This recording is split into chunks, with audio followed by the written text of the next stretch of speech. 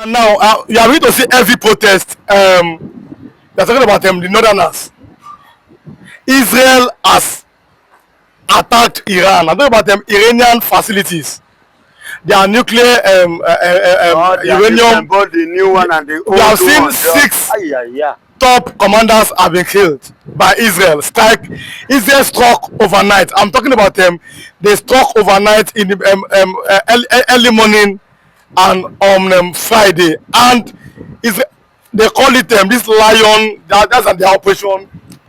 They named the operation. Now they said the first strike has gone. Second, that they should expect the third strike. Now Donald Trump have said it is time for Iran to accept its nuclear deal, but that's not the issue.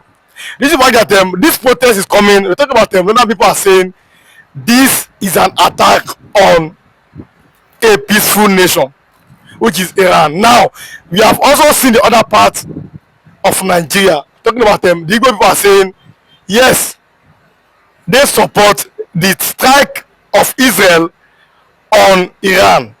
That enough is enough of terrorism. But we've seen the Fulani reply that whatever they do, nobody can question them. And they are saying that if only Nigerian government can behave like the Israelis, who don't take terrorism for granted and who don't allow terrorists to thrive, Nigeria will have been a peaceful nation. Now, Biafra Evangelist, now, if you're watching for the first time, kindly subscribe to this YouTube channel, on notifications, drop your comments, click the like button, and also share this video. Like and share this video to others.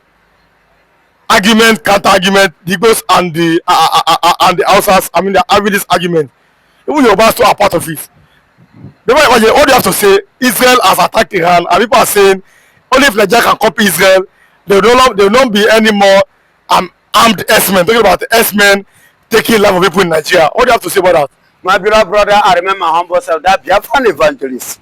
Listen and listen good. With what I saw this morning, it has been long that Israel and America, there was a time they deployed into Indian Ocean. So massively, different kind of ship with the arms, different kind of weapons, you know, preparing on how to attack Iran. That was last April towards early last month. But later on, I don't know what actually happened there. They have to withdraw. You understand? So, but finally, Israel has finally, should I use the word? Yes, succeeded in what they have been looking for inside Iran. Because I could remember there was a time they went there, they used Iranian airspace to attack Iran, which Iran now asks, and they were instructed not to attack or to touch Iranian nuclear weapon. Do you understand? Which that was some months ago, this year. So they now withdraw, they stopped. But this very morning, what I saw baffles me. But there is something I'm somehow being scared of. Do you know why I say so? Because I see the triggering of Iran. Do you know how many of their bombing jet fighter that was destroyed? Over 200 by this attack. And different uranium building, and the one they are about to build and the one already built that was destroyed. So you don't just expect Iran to put their hand. Iran is coming up. Iran will strike back. And the why I say I am scared a little bit in this movement is this. Russia is already attacking Ukraine, attacking Sweden, preparing against, sparring against UK. That one is another thing that will pump up soon. They have already sent spy to UK to spy UK country. Do you understand? So I am seeing third world war coming. You see why I say that I'm scared? Now the Fulanis in Nigeria are pumping up, muzzling themselves up that what Israel has done or committed in the land of Iran, that they themselves are not happy about it. See, my brother, with what they are saying now or doing now, it means that it is turning to religious war. A religious war? Yeah, the religious war is coming. A serious religious war. It's not going to be third world war, but it's going to be third world war in a religious way. Like I said, we've seen this morning how the Igbos and outside, like you said, even Muslims and Christians attacking themselves over this crisis These this morning. issues, you can see that going on all over the world, both here in Nigeria, both in the foreign countries, even over there. So if whenever Israel or America strike, they will tell you, say this is a Christian. And if Iran strike, they will tell you, say a Muslim. And when you mention a Muslim, the innocent, they will tell you, say, nah, terrorists. You understand? So, and no good country will like to welcome. You know, you see, I love countries like Saudi. I've never seen a peaceful nation as Saudi. Despite all this, look at the way they turned to Sheikh Gumi. Look at the way they turned him down. Despite he's a Muslim man, very jihadic one. They turned him down. They don't want such in their country. They don't want it. Very peaceful. But you see people like Iran, in Yemen, you see Syria. Are you hearing me? You see Syria, you see Yemen, you see what is going on today. To the point that the guerrilla war have been taken over by the Israeli. Israeli sponsored those men, and they have taken over guerrilla war, which made the president of Syria to run for asylum to Russia. And Yemen now have received a serious bombardment because of all this nonsense. Look at what is going on in Palestine. That is in Gaza. So if you watch all these things, you agree with him in that the religious third world war is coming.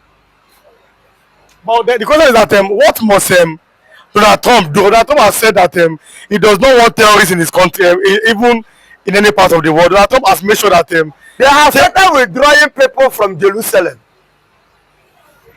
Yes, they have started withdrawing their workers from Jerusalem. Are you not hearing it? Because it's going to lead to a serious look at in Nigeria. Don't be surprised with what the Fulanis are doing in Nigeria. Is it not the reason why everybody is now like waking up?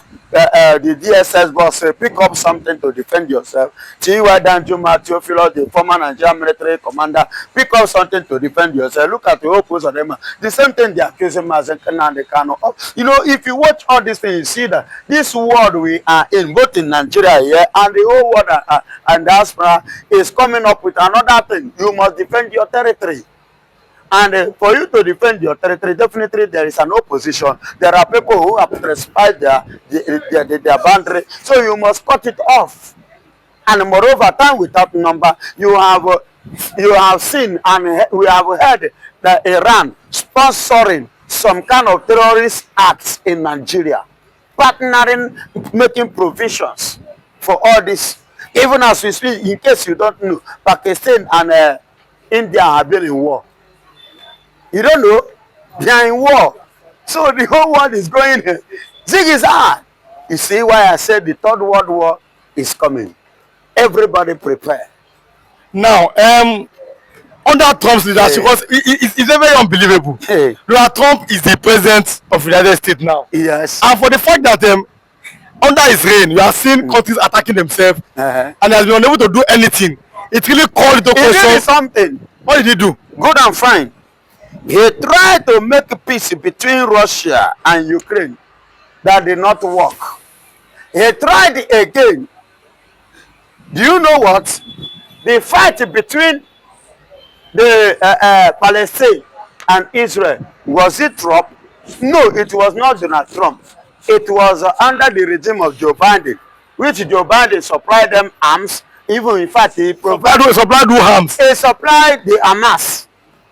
This is an allegation. Joe Biden will supply Hamas. I mean, the money that Joe Biden gave to Hamas was what moved them. Okay, money, okay. Yes, it was what moved them to carry out their terrorist attack on October 7th, which about 11 citizens of America was involved. And in Russia, Ukraine war, Joe Biden too, sponsored by provision of arms, even to the point of giving the long range with the UK too, and they use it against Russia. So Joe Biden had been the one spearheading all these things before he left office. When Donald Trump came in, he tried to make it, but the thing has already gone out of hand. But we've seen, let's take. Don't you see what he did? Instead of the drone to give to Ukraine, because caution Zelensky. Zelensky have refused to listen, to abide by it so that there will be peace. You say you are fighting somebody that is bigger than you. To the point you now use the long range to go and destroy this thing inside Russia. That, you know, they push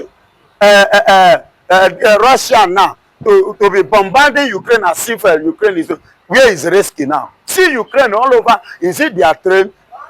Cut off. Their airspace, destroy. Their nuclear this thing, destroy. Everything, their plant, this thing, this money itself, destroy. Now, let's take it closer home. You found that yesterday some vigilantes, they attacked Fulani. I'm talking about in Kwara State.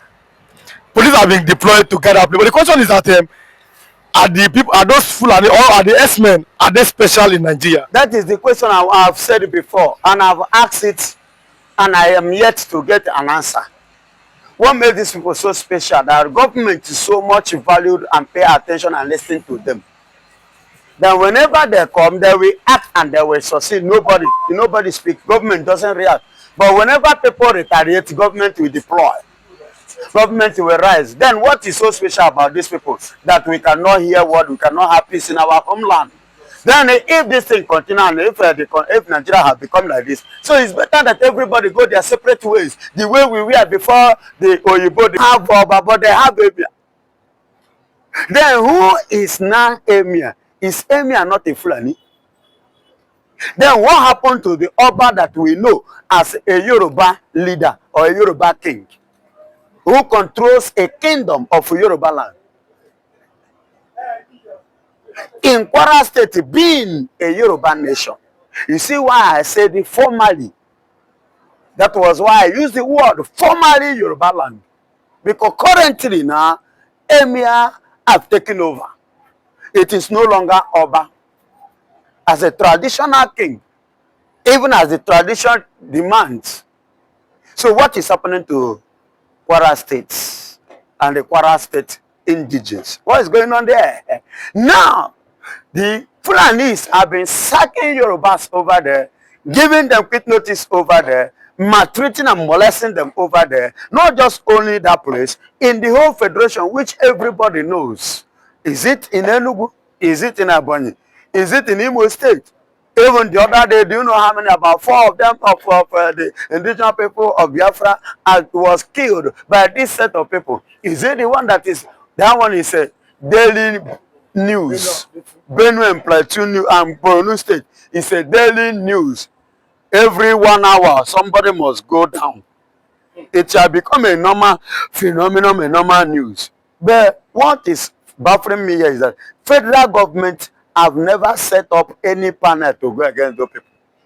They have never deployed anything, whether soldier, police, DSS, or even ordinary neighborhood this thing, to go against these Fulanis that have been doing all this, terrorizing a whole federation. But whenever any ethnic or any side or any part stand up against these Fulanis, federal government will deploy. Federal government will deploy. Even when we have a western, a southwest president, yet federal government are still deploying.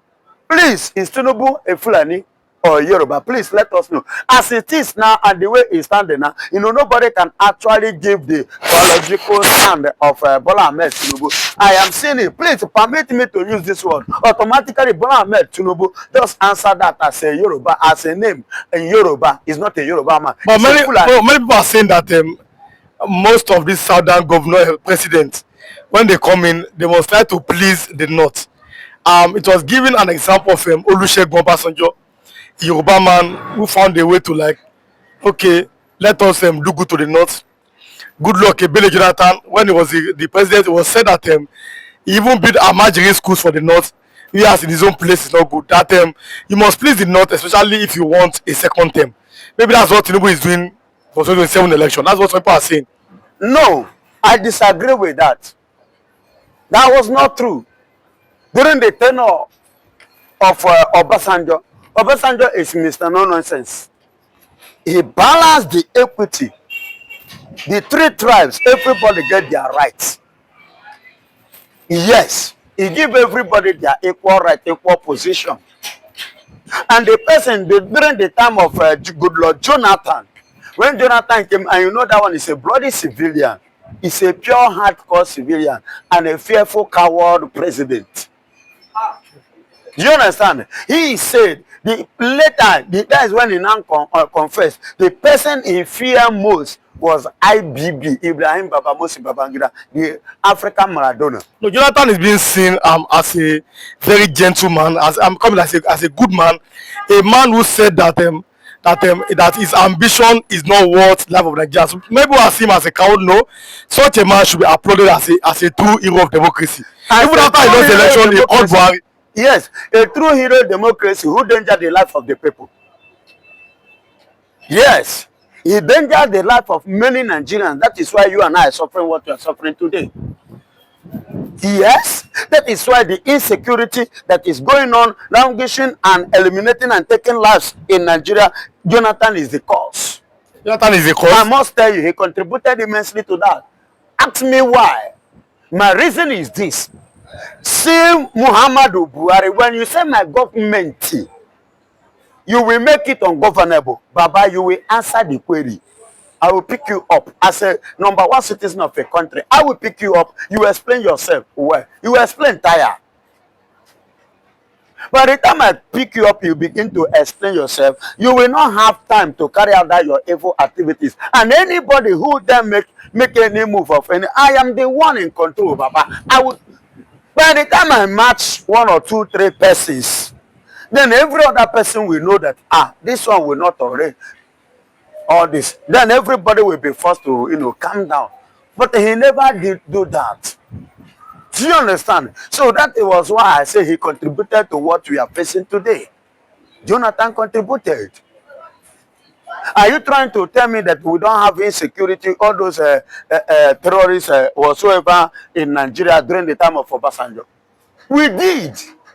But what happened? Obasanjo immediately when everybody adjust. Let's move on with this. But about the question is that the southern people, the Yoruba, the Igbos too, even the Middle Belt, how do they find a way to remove themselves from the shackles of this I'm talking about the because when you say Fulani herdsmen, some of them, like they say some of these herdsmen are not even from Nigeria, that they are Fulani from other parts of Africa. How do the southern people, how do they remove themselves from the shackles? Then how to remove ourselves is this. Let the incumbent government, because after Jonathan, because I could remember during the time of Jonathan, there was a series of conspiracies that come from the north and the west here in different angles, Chibo and protests, dancing in order and what have you. They collide together, the west and the north collide together against Jonathan, because they all said and they see Jonathan as a Igbo. So they now use it to play a game to risk the life of Nigerians. And he himself have seen it that if I should remain here, there is a conspiracy. The conspiracy is much, and I don't want to, to share the blood of Nigerians just for my sake. Let there be peace. If it is to leave us so rough for them, let them continue. After all, they have been ruling before now. So the best way, Igbos are the oldest. They are the ancient people. Go and check it. We are over 500 older than Nigeria. Same with the indigenous Hausas, same with the indigenous Yorubas, with the Calabars, with the Efik, with the Jaw. I mean, all these are old Igbos. Old indigenous type of Nigeria. Easterners. Okay. When you mention Igbo, you are talking about the Easterners, the people that call Easterners today. When you mention Benin Kingdom, when you mention Benin Kingdom, it comprises both the Yorubas. When you now mention Zamfara, you get it. Zamfara is the northern, which are the Attaçks, not the Fulanis.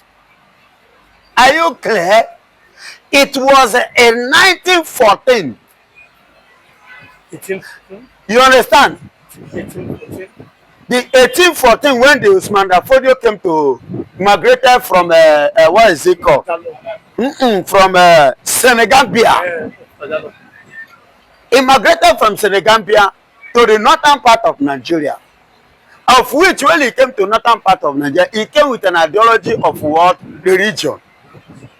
But he was having another thing in his mind. Until 1914, when they call it in Nigeria a nation, amalgamation, that expired in 2014. You understand? Of which, after the war, there are so many things that are supposed to be in place. Remember when after the first coup d'etat in Nigeria, January 15, 1966, a unitary government emerged, and we have a military president, a person of late Agui Ironsi, who came to Ibadan, who was visiting some places in Nigeria in order to keep that one Nigeria, the unity of Nigeria, which the same Fulanis went to Ibadan when where the man traveled, Agui Ironsi traveled to meet